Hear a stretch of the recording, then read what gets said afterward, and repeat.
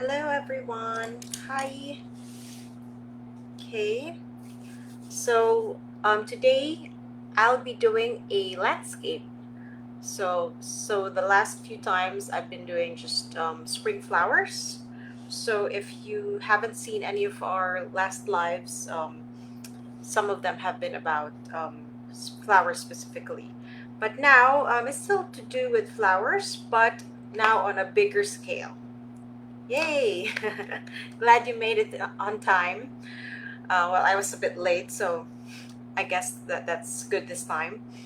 Okay, so very easy. Okay, nothing too detailed and nothing too difficult. So that's the nice thing about more relaxed landscapes too. It's that we can also get to relax while painting it. Okay, so I figured now is a good time to do some easy landscape that's, spring, some sunshine and blue skies and a field of flowers.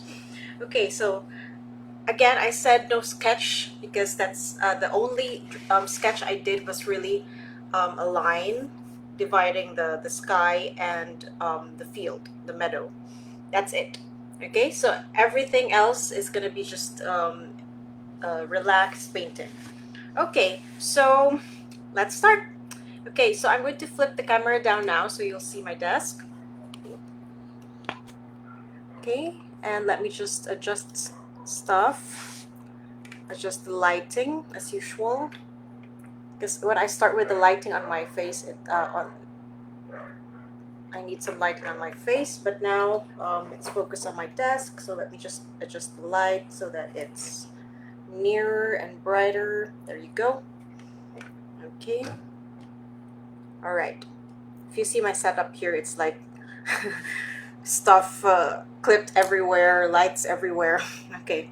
But of course, I should do this so that you can see it clearly. Okay, so since we're doing landscapes, we actually have these are not out yet, but I've been using them so that you guys get the chance to see them already being used. Usually I've been using the classic one, because well, you can do a lot with classical. But now we're doing a landscape, which is perfect for the set Vista. Okay, so well, you can already see it clearly here.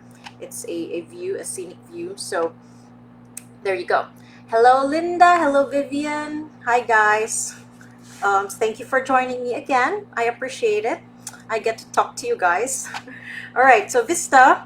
Okay, so I've swatched it out. Okay, so I haven't, it actually comes with its own swatch card, but I want to make a video of swatching this, so I preserved it. So I just instead made another one just so I can already have a copy. So as you can see, these are the colors. So really beautiful, really perfect for landscapes, seascapes, mountains, greenery.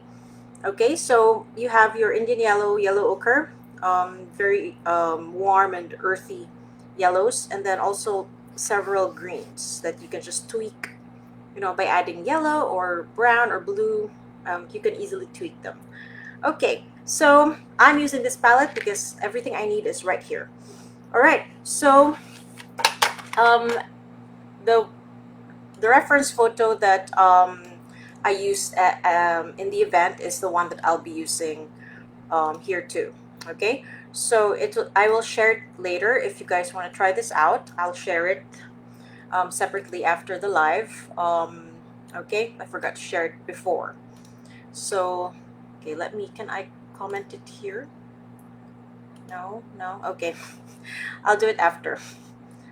Okay, so let's start. Okay, so it's a blue sky with some clouds and some bright light, and then a field. Okay, so let's start with the sky. But before we do that, okay, first, with a clean brush, okay, make sure your brush is clean and your water is clean. Sometimes I forget to clean the brush really well and I get a light sheen of color. So make sure your brush is clean and your water is clean.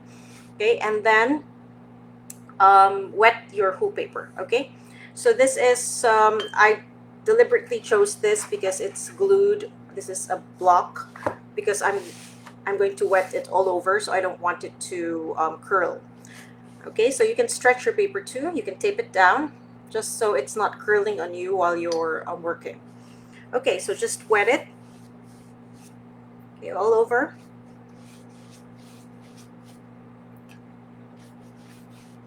Okay, so it's nice to use a thicker flat brush for this so that it doesn't take you too long to wet the whole area. Okay, so try to, if you can, if you have, use a wide flat brush just so it makes your life so much easier. Okay, so make sure it's wet enough. Okay, so this is a nice thick paper, so I'm not so scared to wet it. I'm not scared that it's gonna unravel and, you know, start to pill on me. Okay, so when you're doing a lot of, if you know that you're going to do a lot of wet and wet, then you already opt for paper that can handle it. Okay, so I think that's wet enough. So you'll know because it will have a nice sheen, as you can see right here. Let me tilt it. Okay, you want this nice sheen. Hello from UK. Okay, so I'm going to use manganese blue. Okay, I think it's a nice bright blue sky. Okay, so I'm going to work quickly before everything dries up. Okay, but of course, if you're not sure, you can always swatch it out first. Okay, so I like it. It's a nice blue. All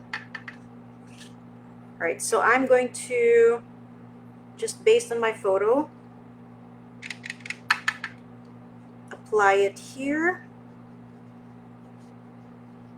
and then a bit here. Okay, so there are clouds going this way and this way, so I'm trying to not cover that with the blue, just working around the clouds. Okay, so you don't have to follow things, you know, too detailed, just the general look of things. Okay, and since it's wet, it's gonna spread and give you nice soft edges. Okay, so since the clouds are a bit wispy, I'm going to add dashes of blue here and there, like the blue sky shining through the clouds.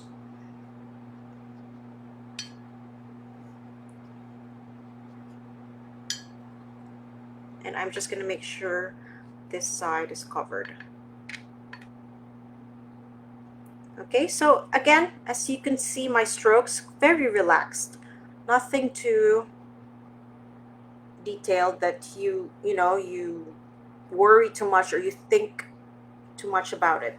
So just relax. Okay, and then in this area there's like sun shining outwards like that. So I'm just going to use my wet brush, flat brush, and just remove some of the paint from here, going upwards. Wipe it on your paper. Here too, just to simulate the sun rays.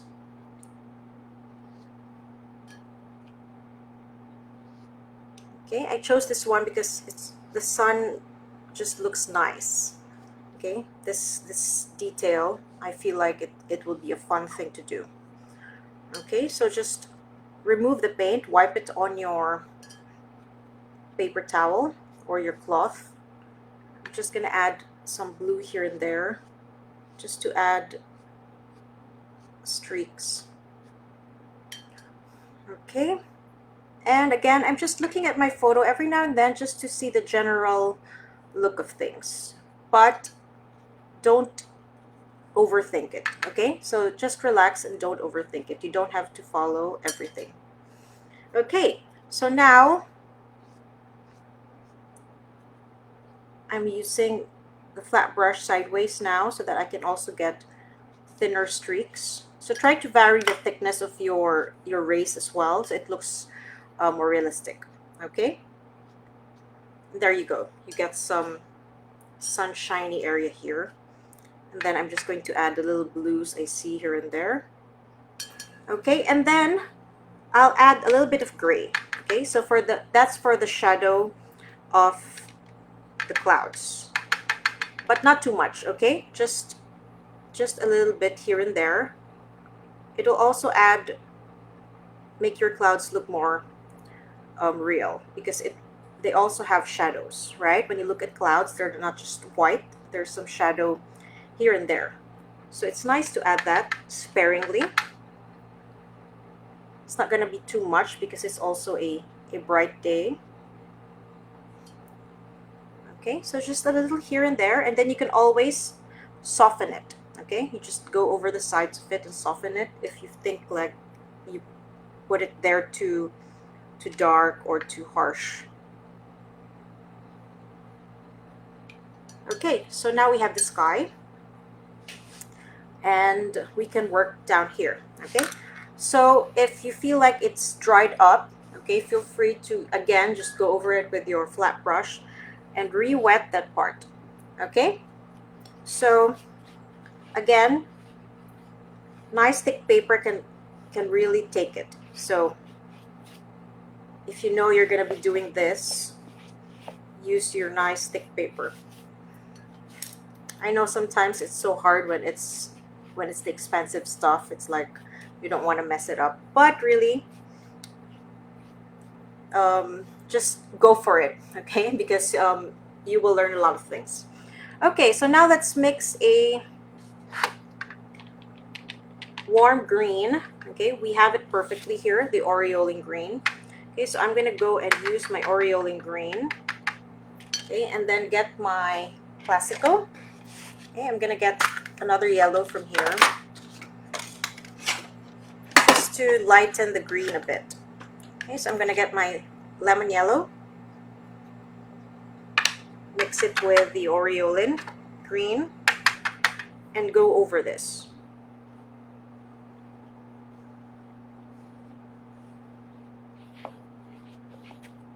Okay, so you want this bright, sunshiny,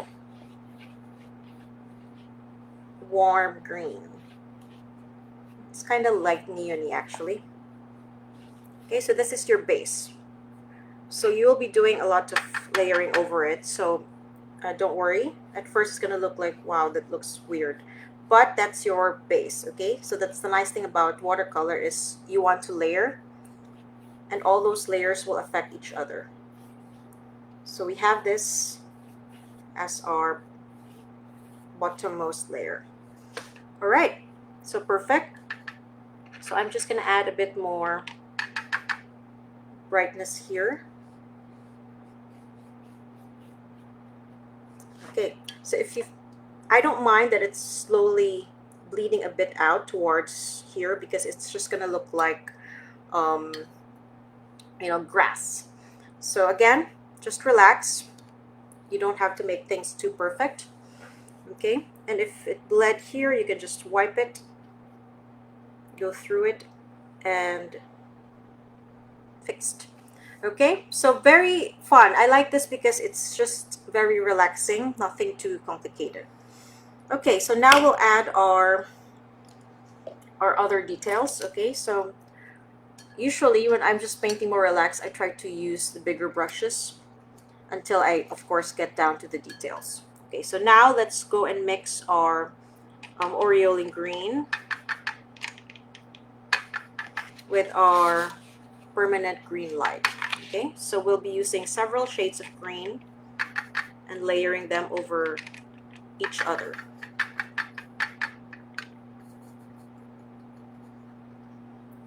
Okay, so now I'm going to add green here and there,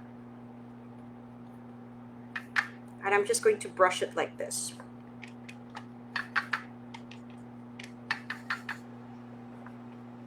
Okay, so you want the texture, and again, think more abstract. Don't look at the details too much. Okay, don't focus on the little details. For me, it usually is a struggle because I like to paint in detail, but this is a very relaxing painting to do. Just I think the best thing to do is squint your eyes. Okay, and what you see, like the big shapes, that's what you paint. Okay, there are also apps to blur your photo, so you can also do that. But if you don't have, then you can always squint your eyes.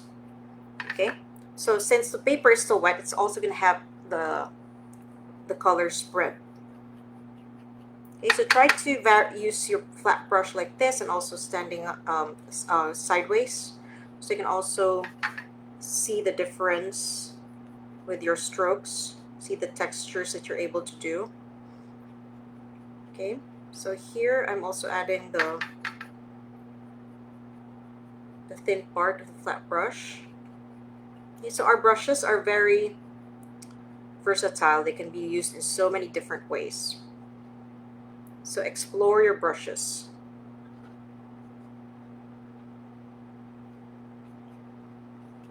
Okay,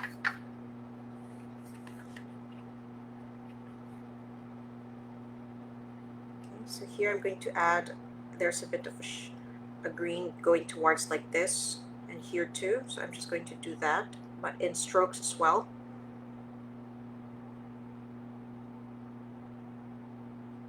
It's like the field is moving a bit towards the sun. Looks nice, so I'll add it a little bit. Remember, this will still lighten, okay? The color that you see when it's wet, it's still gonna lighten once it dries. So don't worry if you feel like you made it too dark. Okay, it's still gonna lighten. And if you find that you did it too light, you can always do another layer of it. Okay, so again, just relax, don't stress out, and squint your eyes, okay? Work in bigger sections and not focusing on the smaller details. Okay, so I'm just going to add this color here and there.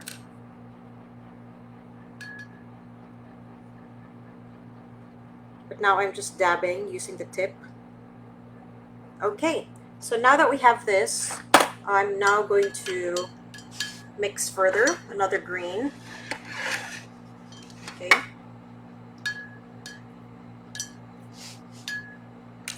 And I'm going to use my rigger brush so I can do the grass.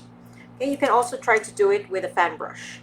Okay, so up to you. But I want to limit my lines, so I'm going to use my rigger brush so I can control it better. Okay, so prepare your mixture. Okay, so this will be a deeper green. So I'll mix my permanent green light, okay, with the jade green. Okay, the jade green is a really nice deep green. I like it. So if you feel like it's still too light, you can always add blue to it. Okay, and if you find that your green is too bright and you want to temper it down, you can add a bit of red to it. Okay, so next, with the rigger brush, I'm just going to add some of the texture of the grass. So here I can do, okay, so don't do it in one direction. If you look at grass, it goes here and there. So vary the direction as well, so that it looks more real.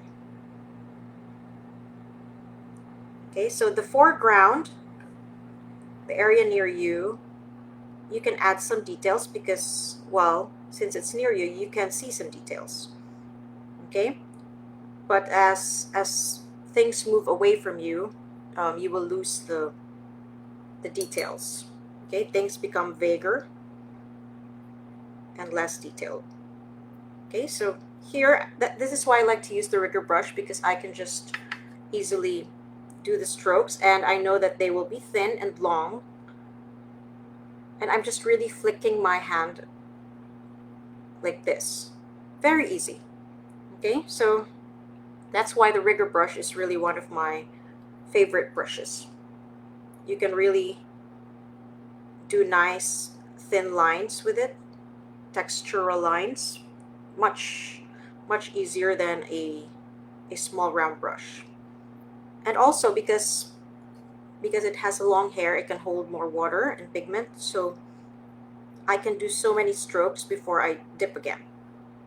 Okay, so if you haven't fully explored your rigger brush, as you can see, it comes in very useful for textural effects like this. even just having one rigger brush is really good enough. Okay, so as the grass is moving away from you, you try to do less and shorter. Okay, so now you can see here it's more, it's darker, more detailed, and as you go farther, you do thinner strokes, lighter strokes, shorter. So just very repetitive actually. I don't think this is too complicated. You're just creating the textures near you and then fading it as it moves away from you. And again, try to twist your hand a bit here and there so that the grass doesn't just grow in one direction. Okay, so that's really the trick to making it look real.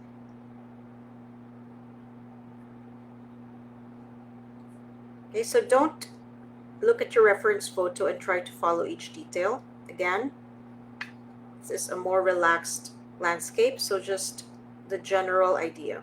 Okay, just the, impression of things.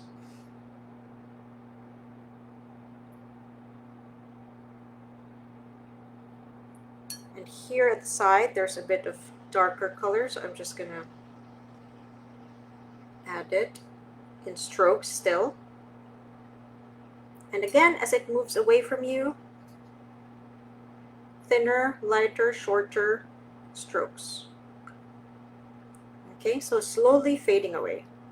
Don't start here and then just suddenly end. Okay, try to thin it slowly until it disappears. So at least it looks like it's just moving away from you until you can no longer clearly see it.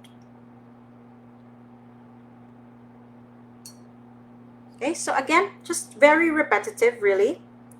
I'm not really focusing too much on the exact placement of everything.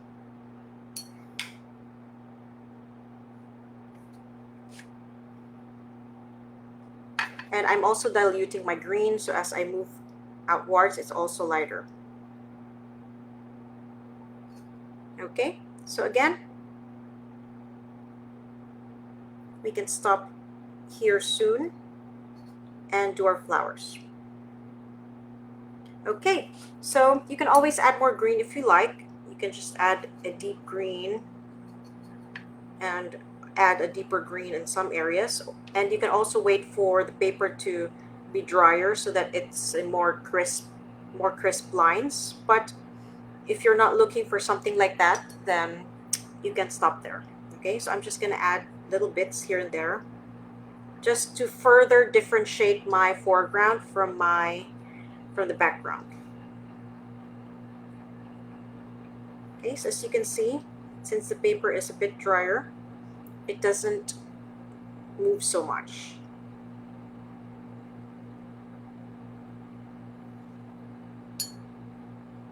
Okay, so layers and layers of your strokes of different shades, of different paper dryness or wetness, you will be able to create different kinds of effects. Okay, so how do you guys usually paint? Do you like to do the wet and wet? Do you like to paint more loosely? Or do you like to do more details like me? I generally paint a lot of detailed stuff. How about you guys? What is your biggest challenge in watercolor? Anything that you guys are looking to learn?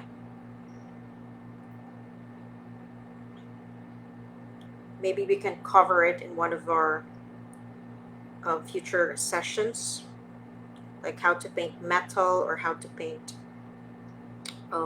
water or whatever. Okay, so just let us know. We're happy to try things out with you guys.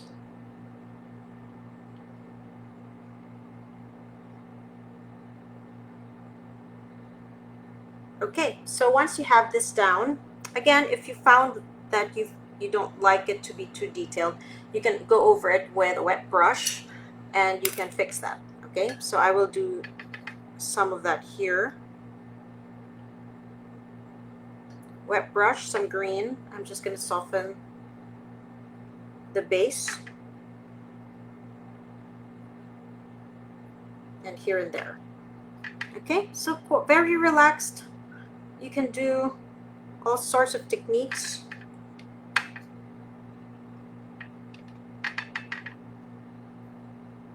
Adding extra depth here, adding extra saturation, a bit darker at the base.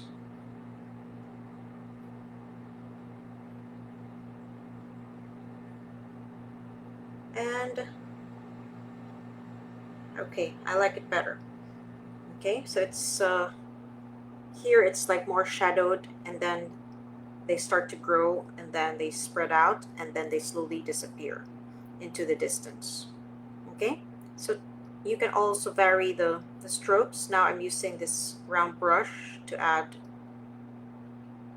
strokes of a different weight. All right, and loose painting. We are the same. I'm so controlling, I think, that also loose painting is a struggle for me. It's like I can do it, but it was really a struggle. Okay, there. So that's our fields now. So again, just you can look at your photo, and if you feel like you want to add more, go ahead. But again, don't be too married to your reference photo. Okay, sometimes I find that's my biggest challenge. It's just like I focus too much on the little things that I don't enjoy the bigger picture. Okay, so just again, squint your eyes. What you see when you squint your eyes, that's what you're gonna do. Okay, or if you can already blur the photo ahead, then yeah, that will also help. Okay, bodies of water. Oh yeah, water is always, of course, I understand the challenge, especially if there's reflective water. Okay, so I'm not even gonna touch the horizon like here, because I actually like that it's like fading into the light, because when there's bright light like that, you're actually not gonna see a clear horizon line. Okay, so perfect, that's just perfect. So sometimes if you want to add more a brighter color, so that's up to you. Again, this is more your interpretation as an artist. In my way, in my own, based on my reference, I want it to be a more muted version. Okay, the color is actually very saturated, so I want less saturation. But then again, if you feel like you want it to be more, then of course feel free to do that. Okay, so now we will add the flowers. Okay, so for this I just prepared a practice paper. Okay, sometimes I do this, you guys just do this, sometimes you just keep drawing leaves. Okay, it can be a soothing experience. All right, so let's prepare our let's just clean this up first. Let's give space. Water shooting up from a fountain. Oh my gosh. All right. Yeah, okay, so the thing with water is it's really very reflective, so, and it reflects all sorts of things around it, so it's really um, a challenge, because it has to look like it's translucent, but at the same time you can see it, right? Okay, someday let's try water, but not yet the fountain. Let's start with like bodies of water. Okay, so I'm going to cover this part because I'm going to do some splattering, and I don't want the sky to become splattered with the yellow. Okay, so we'll cover it up just so it's safe. Okay, and we'll mix our yellow. Okay, so let's use our Indian yellow. And I'm going to use this big brush. Okay, I think this is at number 10. So you can try it out on your scrap paper if you want, so you can see if you like it. Okay, so if you like it, then you can start spattering now. Okay, do it more controlled, do it, change the direction.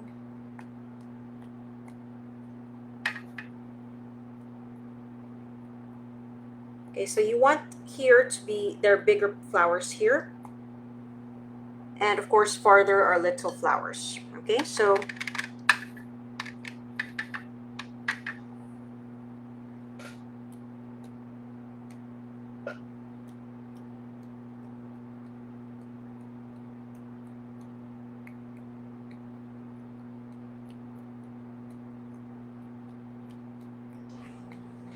okay, so I like it, and what I'm going to do after is I'm going to just add also, using the tip of my round brush, bigger flowers here and there in the areas near you in the foreground.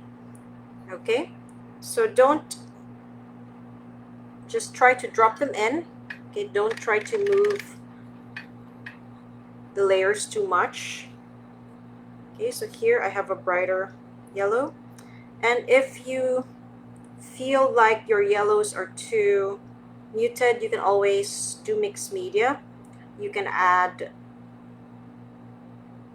colored pencil later, or even use gouache.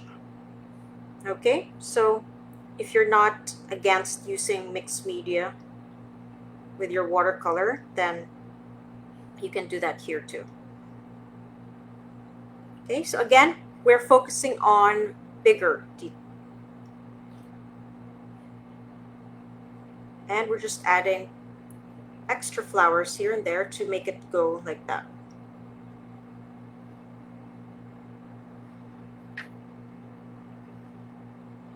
Okay, so let me just add some more.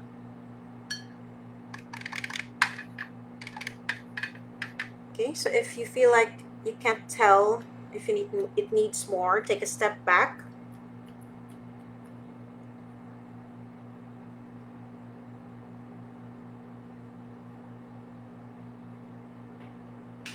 Okay, so I actually like this effect. It's very abstract.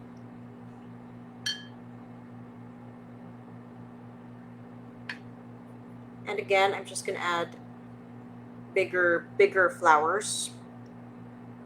Okay, so let's do a little mixed. Okay, let's say I want really more visible yellow. Okay, so you can use gouache.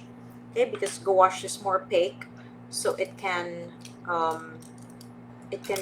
layer properly um, over your watercolor. Okay, so just take some of it, just add the tiniest bit of water. Okay, and then you can work on your bigger flowers if you want. Okay, but of course this is better if everything is dry. Okay, so let me just squeeze this out here. Okay,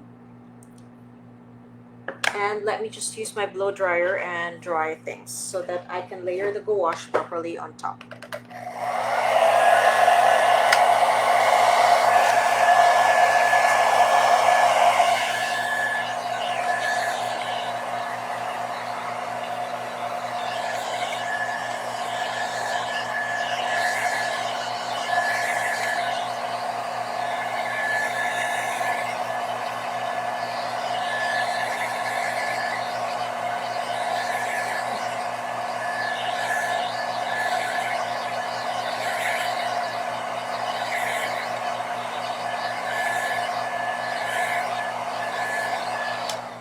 Yeah, so splattering or spattering is just like a really quick way of achieving those little bursts of flour here and there. So you can do both. You can do spattering, and then you can also add at the flowers that you like after. Okay, so now using gouache, I'm going to add the bigger flowers here and there, but I'm doing more like a dot-like application. Okay, so just doing the general shape of the flowers like that, not forward, but the side view of the flower. Okay, so I'm just adding the bigger flowers, the ones near me that I'm supposed to see better. Okay, so I'm just adding that detail because it will help with the depth. Okay, it will help give your landscape the depth that it needs. So the extra work that you're gonna do is always on your foreground. Okay, so the stuff near you should be more visible.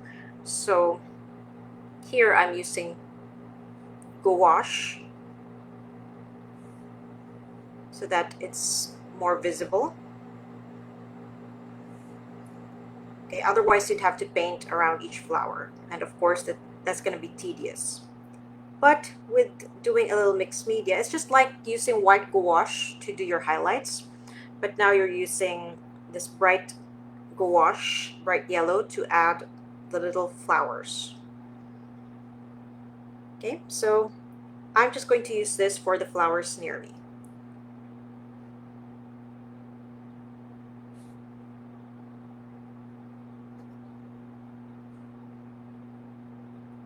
Or you can always, if you don't want to use gouache, you can mask. You can mask the bigger flowers with masking fluid, even though, I mean, before you even do any painting. Okay, masking can also be a technique that you can do. So you get to preserve this bigger flowers, for example, and then paint them yellow after. Okay, so those are the two ways that you can go about it. So it's up to you, preference wise. So if you're like strictly watercolor, then you can just mask it and just paint it over later when everything is dry.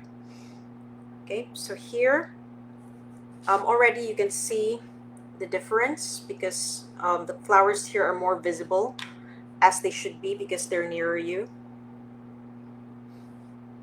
Okay, so I like to have a bit of gouache because it's very useful. Okay, especially for highlights. Sometimes, especially for the little white highlights, you really don't want to paint around that paper, right? It's going to be so hard. So instead, you're just going to cover it and later add the highlights for last using white gouache. Okay, so very, very useful medium to have around as well, besides watercolor.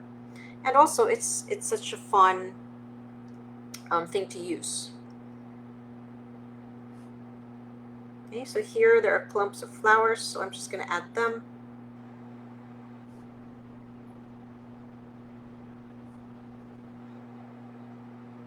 So this is, what yellow is this? This is, let me just check. Canola yellow. Okay, so it's a nice warmish yellow. It's a little bit like Hansa.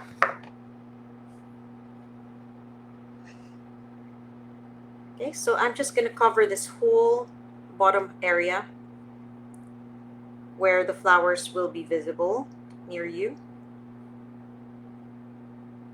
Okay, so again, I'm not drawing each flower like in detail. I'm just doing dabs in a flower-like shape.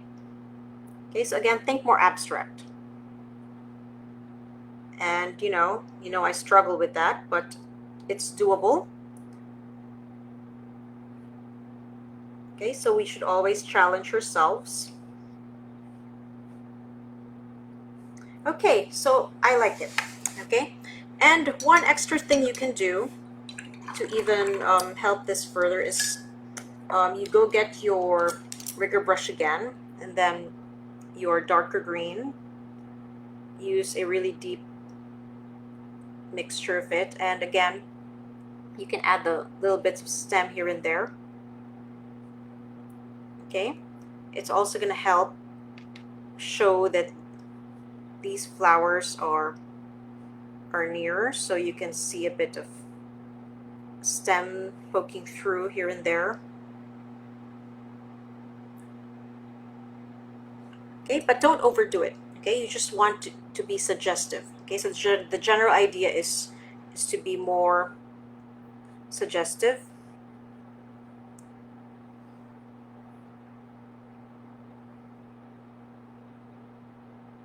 So just here and there. Okay, so stop yourself. I know it's hard because I also have a problem. So try to stop yourself from overdoing things. Okay, don't worry. I feel you. I'm the same. And then I'm just going to make this area a bit darker because it is going to help. Okay, so if you feel like that's a bit hard, just switch to a smaller round brush and do the strokes. Okay, so try to do strokes because of course if it's near you, you can see the blades of grass. Okay, but don't overdo it.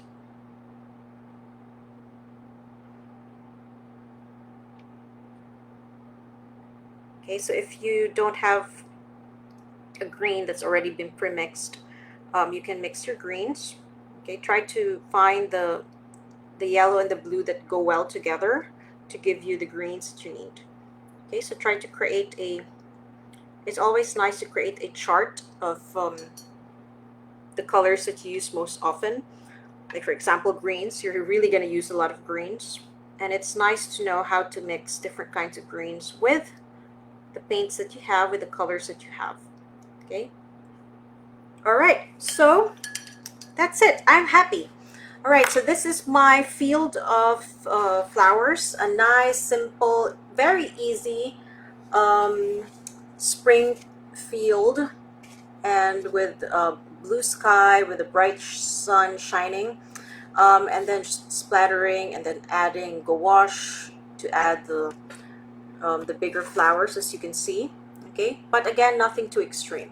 You can always add more, a little bit more spattering of yellow here if you want.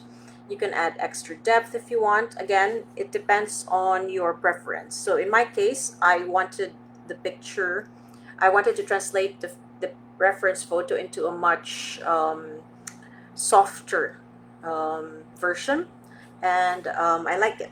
Okay, so I hope you learned something from me, and I hope you had fun with this very easy, very relaxed, more abstract way of doing our landscape. Okay, so if you guys want, like earlier you mentioned water, someday we can try to do water, things like that. Just let us know, and we'll do our best to cover it in one of our live painting. Okay, we're very open to suggestions and anything that you guys you have any ideas. Okay, so now I'm just gonna pop everything back to my face so I can say goodbye to you guys properly. Okay, um, let's see. Okay, so thank you for joining me, and this is what it looks like.